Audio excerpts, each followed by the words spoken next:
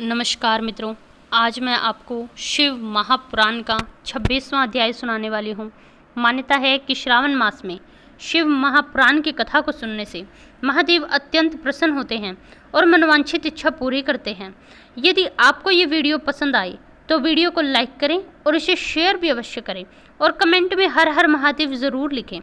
पार्वती जी बोली, बाबा जी, अब तक तो मैंने आपको कोई ज्ञानी समझा था, परंतु अब सब ज्ञात हो गया है। आपकी कलई खुल चुकी है। आपसे क्या कहूँ, विशेषतः उस दशा में जब आप ब्राह्मण हैं। ब्राह्मण देवता, आपने जो कुछ कहा वह सब मुझे ज्ञात है, परंतु यह सब झूठा ही है, सत्य कुछ भी नहीं। आपने कहा है कि मैं शिव को जानता हूँ। यदि आपको यह बात ठीक होती तो आप ऐसी युक्ति या बुद्धि के विरुद्ध बात ना बोलते। यह ठीक है कि कभी कभी महेश्वर अपनी लीला शक्ति से प्रेरित हो तथा कथित अद्भुत वेश धारण कर लिया करते हैं, परंतु वास्तव में वे साक्षात परब्रह्म परमात्मा हैं। उन्होंने स्वेच्छा से ही शरीर धारण किया है। आप ब्रह्मचारी का स्वरूप धारण कर मुझे ठगने के लिए उद्यत हो आए हैं और अनुचित एवं संगत युक्तियों का सहारा ले छल कपट से युक्त बातें बोलते हैं। मैं भगवान शंकर के स्वरूप को भली भांति जानती हूँ, इसलिए यथा योग्य विचार करके उनका तत्व का वर्णन करती हूँ। वास्तव में शिव निर्गुण ब्रह्मा है, कारणवश सगुण हो गए हैं। जो निर्गुण हैं, समस्त गुण जिनके सर्वरूप भूत हैं, जिनकी जाति कैसी हो सकती है, वे भगवान सदाशिव समस्त विद्याओं के आधार हैं। फिर उन पूर्ण परमात्मा को किसी विद्या से क्या काम। पूर्व काल के कल्प के आरंभ में भगवान शंभु ने विष्णु को उच्छ्वास रूप से संपूर्ण वेद प्रदान किए। अत्य उनके समान अद्भुत प्रभु दूसरा कौन है, जो सबके आदि कारण है। उनकी अवस्था आप अथवा आयु का माप तोल कैसे हो सकता है। प्राकृतिक उन्हीं से उत्पन्न हुई, फिर उनकी शक्ति का दूसरा क्या कारण हो सकता है। जो लोग सदा प्रेम पूर्वक शक्ति के स्वामी भगवान शंकर का भजन करते हैं, उन्हें भगवान शंकर प्रभु शक्ति, उत्साह शक्ति और मंत्र शक्ति, ये तीनों अक्षय शक्तियाँ प्रदान करते हैं। भगवान शिव के भजन से ही जीव मृत्यु को जीत लेता है और निर्भय हो जाता है। इसलिए तीनों लोकों में उनका मृत्युंजय नाम प्रसिद्ध है। उन्हीं के अनुग्रह से विष्णु विष्णु तत्व को, ब्रह्मा ब्रह्म तत्व को, देवता देव तत्व को प्राप्त हुए। शिव जी का पक्ष लेकर बहुत बोलने से क्या लाभ। वे भगवान शिव ही महाप्रभु हैं। कल्याण रूपी शिव की सेवा में यहाँ कौन सा मनोरथ सिद्ध नहीं हो सकता। उन महादेव जी के पास किसकी बात की कमी है, जो वे भगवान सदाशिव स्वयं मुझे पाने की इच्छा करें। यदि शंकर की सेवा न करें तो मनुष्य 7 जन्मों तक दरिद्र ही रहता है और उन्हीं की सेवा से संपूर्ण लोगों के अभिष्ट लक्ष्मी उसे प्राप्त होती है। जिनके सामने 8 सिद्धियां नित्य आकर सिर नीचा किए इस इच्छा से नृत्य करती हैं कि वे भगवान शंकर हमसे संतुष्ट हो जाएं, उनके लिए कोई भी हितकर वस्तु दुर्लभ कैसे हो सकती है। यद्यपि यहाँ मांगलिक कही जाने वाली वस्तुएं शंकर का सेवन नहीं करती, तथापि उनके स्मरण मात्र से ही सबका मंगल हो जाता है। जिनकी पूजा के प्रभाव से उपासक की उच्छ्वास रूप से संपूर्ण वेद प्रदान होते हैं, अतः उनके समान उत्तम प्रभु दूसरा कौन है, जो सबके आदि कारण है। उनकी अवस्था अथवा आयु का माप तोल कैसे हो सकता है। प्राकृतिक उन्हीं से उत्पन्न हुई है, उन्हीं की शक्ति का दूसरा क्या कारण हो सकता है। जो लोग सदा प्रेम पूर्वक शक्ति के स्वामी शिव की पूजा करते हैं, वो सदा खुशियों को प्राप्त करते हैं। भगवान रुद्र को तुम जैसा कहते हो, वे वैसे ही क्यों न हो, उनके जैसे भी बहुसंख्य रूप क्यों न हो। सत्पुरुषों के प्रियतम, नित्य निर्विकार वे भगवान शिव ही मेरे अभीष्टतम देव हैं।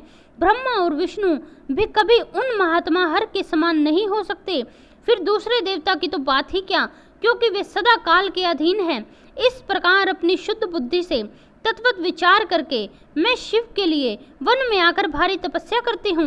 मैं भक्त वत्सल सर्वेश्वर शिव ही मेरे परम परमेश्वर हैं।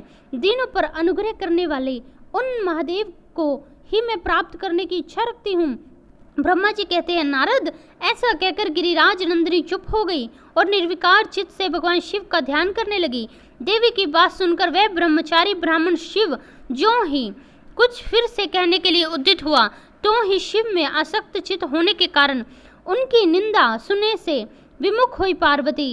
अपनी सखी विजया से शीघ्र बोली। पार्वती ने कहा, सखी, इस अधम ब्राह्मण को यत्न पूर्वक रोको, यह फिर कुछ कहना चाहता है। यह केवल शिव की निंदा ही करेगा। जो शिव की निंदा करता है केवल उसी को पाप नहीं लगता, जो निंदा सुनता है वह भी पाप का भागी है। भगवान शिव उपासकों को चाहिए कि वे शिव की निंदा करने वाले का सर्वदा वध कर दें।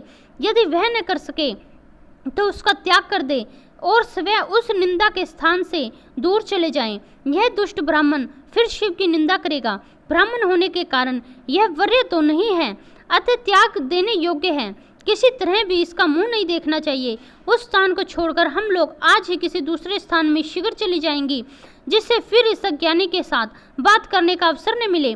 ब्रह्मा जी कहते हैं, नारद, ऐसा कहकर उमा ने जो ही अन्यत्र जाने के लिए पैर उठाया तो ही भगवान शिव अपने साक्षात स्वरूप में प्रकट हो गए। प्रिया पार्वती का हाथ पकड़ लिया। शिवा जैसे स्वरूप का ध्यान करती थी वैसा ही सुंदर रूप धारण करके शिव ने उन्हें दर्शन दिया। पार्वती ने अपनी लज्जावश अपना मुख नीचे कर लिया। तब भगवान शिव उनसे बोले, प्रिय, मुझे छोड़कर कहाँ जाओगी? अब मैं फिर कभी तुम्हारा त्याग नहीं करूँगा। मैं प्रसन्न भी हूँ, वर मांगो, मुझे तुम्हारे लिए कुछ भी अदेय नहीं। देवी, आज से मैं तपस्या के मोल खरीदा जा चुका हूँ और मैं तुम्हारा दास बन चुका हूँ। अतः अब तुम लज्जा को त्याग दो। तुम मेरी सनातन पत्नी हो। गिरिराज नंदिनी महेश्वरी, मैंने जो कुछ कहा उस पर श्रेष्ठ बुद्धि से विचार करो। स्थिर चित्त वाली पार्वती, मैंने नाना प्रकार से तुम्हारी बारंबार परीक्षा ली। लोक लीला का अनुसरण करने वाले मुझ सज्जन के अपराध को क्षमा कर दो। शिवे, तीनों लोकों में तुम्हारे जैसी अनुरागनी मुझे दूसरी कोई दिखाई नहीं देती। मैं सर्वदा तुम्हारे अधीन हूँ, तुम्हारी इच्छा पूर्ण हो। प्रिय, मेरे पास आओ, तुम मेरी पत्नी हो और मैं तुम्हारा वर हूँ। तुम्हारे साथ मैं शीघ्र ही अपने निवास स्थान उत्तम पर्वत कैलाश को चलूंगा। ब्रह्मा जी कहते हैं, देवादिदेव महादेव के ऐसा कहने पर पार्वती देवी आनंद मगन हो उठी। उनकी तपस्या जनित पहले का सारा कष्ट मिट गया।